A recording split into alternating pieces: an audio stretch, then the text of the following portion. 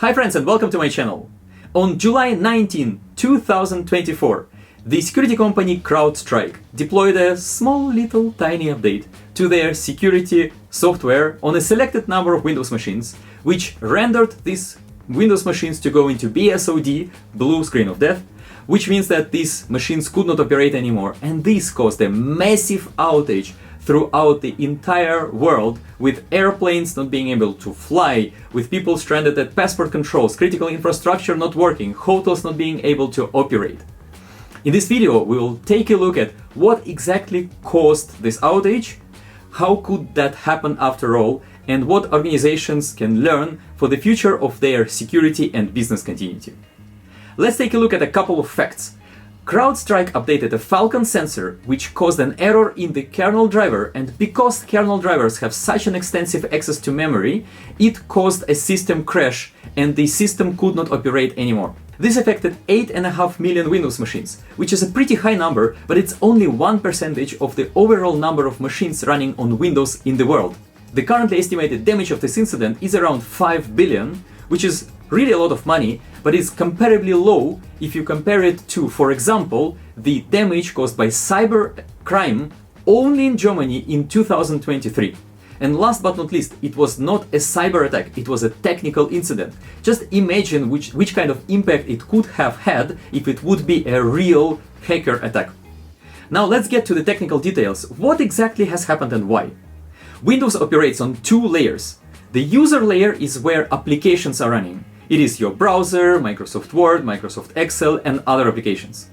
And the kernel layer, this is where drivers are executed. The user layer is very restricted. Each application only receives a part of the memory and they don't have access to the memory of other applications. If an application is crashing, then only this application is crashing. The rest of the system and other applications are not affected. In contradiction to that, if on a kernel layer a driver is crashing, then this state is considered to be irreparable and the Windows system is going into the blue screen, so it needs to be rebooted. This is due to an extensive access that drivers have to memory and to other resources of computer.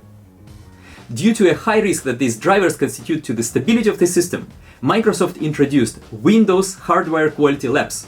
It is a set of tests that the driver needs to pass in order to obtain a digital certificate that this driver is compatible and verified. And also the security component of CrowdStrike, which is implemented as a driver, even if it doesn't have any corresponding hardware, passed this certification, so it got a stamp of quality, with one little distinction. The CrowdStrike component, this driver, has additionally to the certified part a set of files which are called channel files. These channel files are deployed by CrowdStrike on a regular basis. It's like a speedy update. As soon as CrowdStrike becomes aware of a new type of malicious activity, they very quickly combine a new channel file and they deploy it to various Windows machines into this set of channel files which this driver is operating with. So have a look at the problem. The CrowdStrike driver is validated, it is certified by Windows Hardware Quality Labs, but not these channel files. And of course there is a reason for that. These kind of certifications, they do require some time, and CrowdStrike needs to respond to new types of malicious activities very quickly. Nevertheless, we would expect CrowdStrike to test these files properly, no? Okay, good. These files, the channel files, it's very important that they can also contain P-code, which is like a code which is executed by the driver. So the driver becomes like a virtual machine executing the code which is inside of this channel file. Yeah, it's basically more or less unverified, officially unverified code. Yeah, it was tested by CrowdStrike.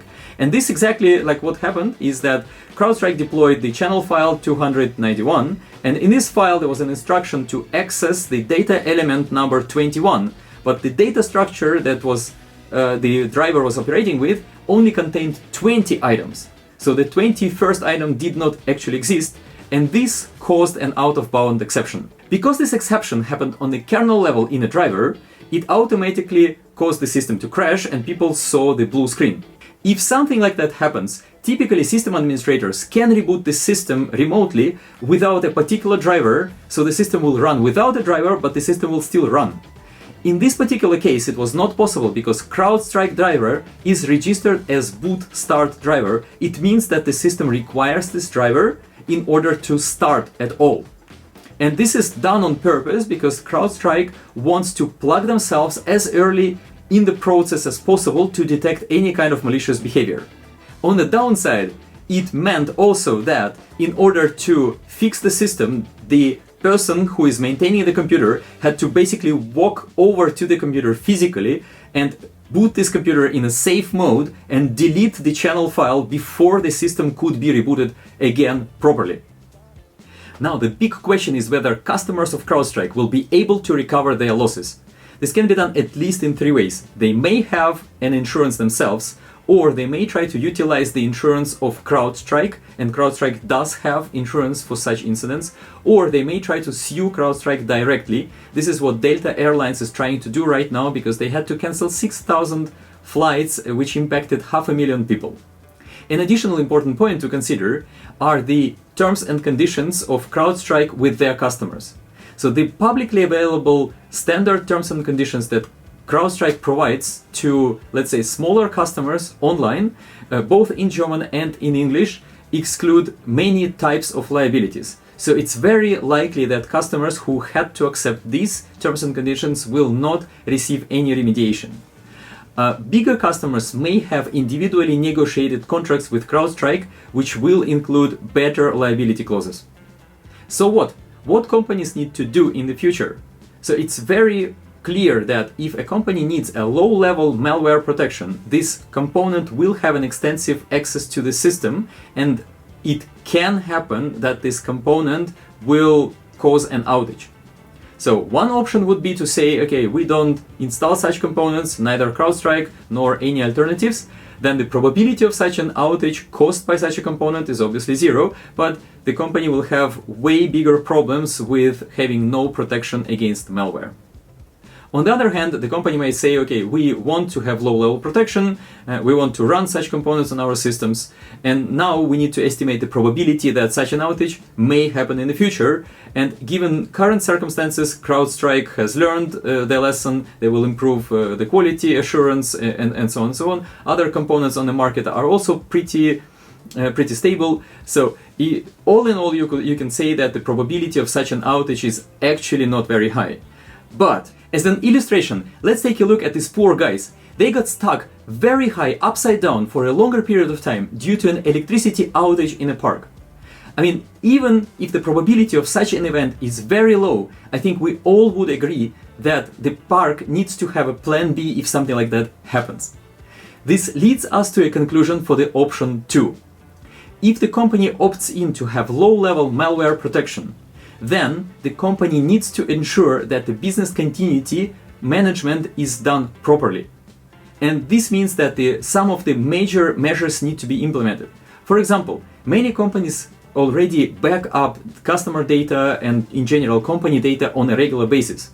But still, many companies do not test these backups, like if you can recover the data from these backups.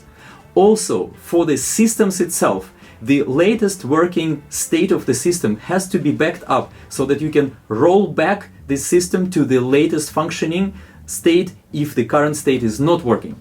Additionally to that, the main system needs to have a clone, like a copy, where all incoming updates are tested, and only if they work on the secondary system, test system, then they can be deployed to the production, to the main system that business is depending on.